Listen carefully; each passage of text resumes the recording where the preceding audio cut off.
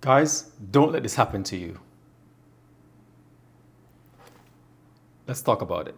I've heard so many stories going around as to why you should or should not use UV filters in front of your lens. And one of them I've keep on hearing is, why would you put a cheap filter in front of an expensive lens? And I do get it. But over the years of my experience is, I have not had any of my pictures look bad in any way, shape, or form when it comes on to putting a UV filter in front of my lens.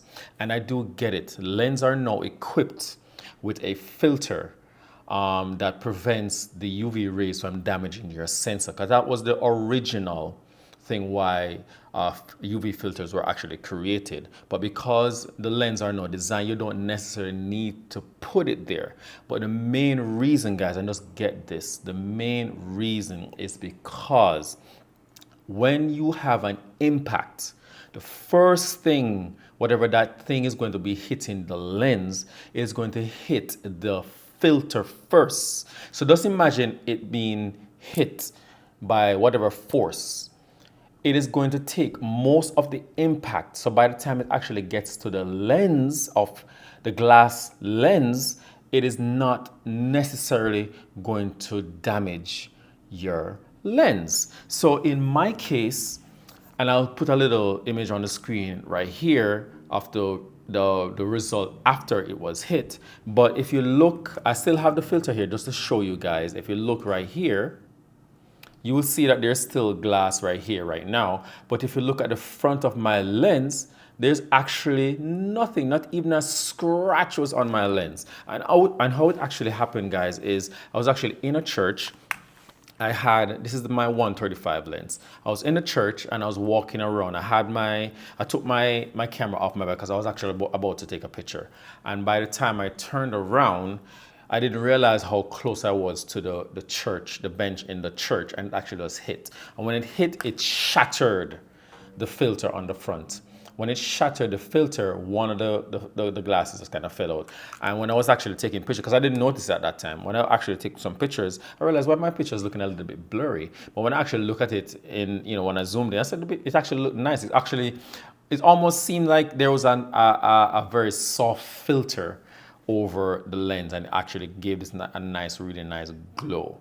But what I'm really saying ultimately, guys, is the filter is there just to prevent and protect your lens from any impact that might happen.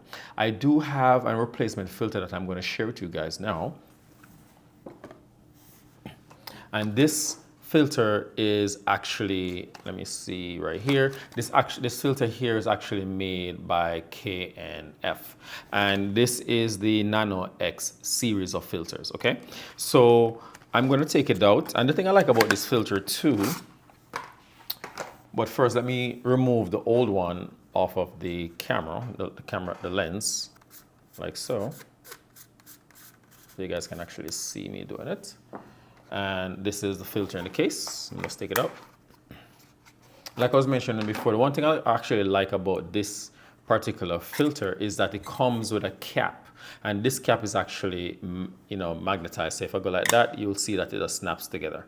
I don't know if you can see that, guys.